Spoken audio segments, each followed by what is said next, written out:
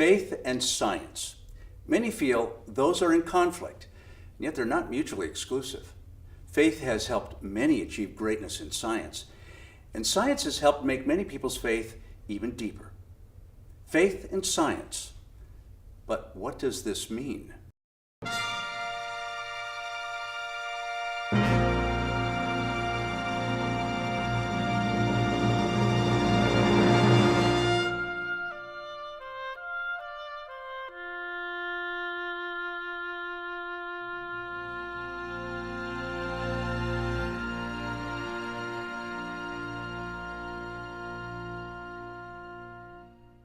We say in the Nicene Creed that we believe in God, the creator of all things, visible and invisible, or seen and unseen.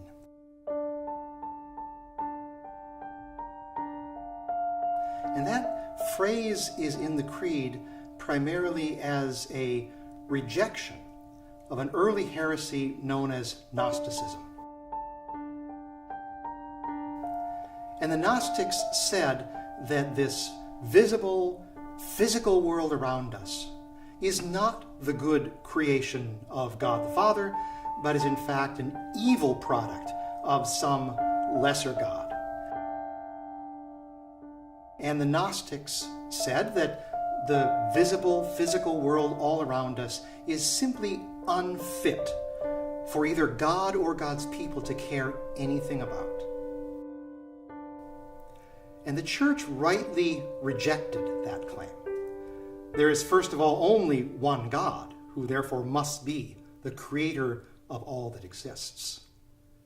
The Church also rejected the way that the Gnostics were trying to divide the world into an unseen, unphysical, spiritual realm that's holy and good, and a physical, visible, material world that therefore, they said, is bad. But the Creed reminds us of the truth. All of it is God's good creation. The rivers and oceans and mountains, the bacteria and the plants and the animals, our families and our neighbors and our cities. All of it is God's good and holy creation. That phrase in the Creed about things seen and unseen can also remind us of all of those things that we didn't know about in the early church or even a couple of centuries ago. We'd never seen these things, but now we do know about them. And that's true on the very, very small scale. So, for example, the DNA that makes it possible for me to have my mother's blue eyes, and that makes possible the origin and development and diversification of life on this planet over millions of years of evolution. That DNA and its mechanism is also part of God's good creative work. That's also true on the very, very large scale. So, for example, 100 years ago, we thought we were living in the only galaxy that there was. And now we know that the Milky Way galaxy is just one among hundreds of billions of galaxies. And each of them has hundreds of billions of stars. One thing that astronomers and telescopes and space probes have made abundantly clear in the last few decades is what an astonishingly extravagant place this universe is. And so our thinking about God as creator, our confessing God as creator, has to have room in it for all of that time and all of that space and all of this extravagant universe.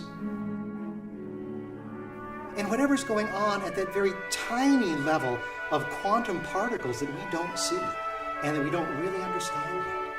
The Church says in its scriptures and its creeds and its hymns and its prayers that it is all God's good and holy creation, that it is all the object of God's care and concern and redemption in Christ. Every created thing is in some way a reflection of God's own glory. And so Science is not the opponent of faith. I think that science has broadened our perspective and deepened our appreciation for what it means to say that we believe in God, the creator of all that exists.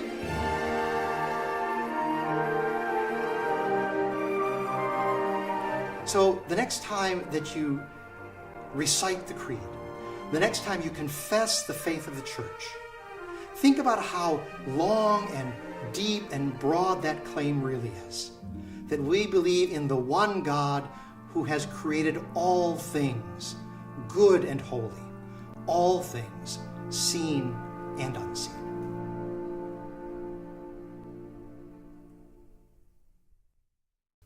There's a brief look at the relationship between faith and science. To explore it further, go to your study guide.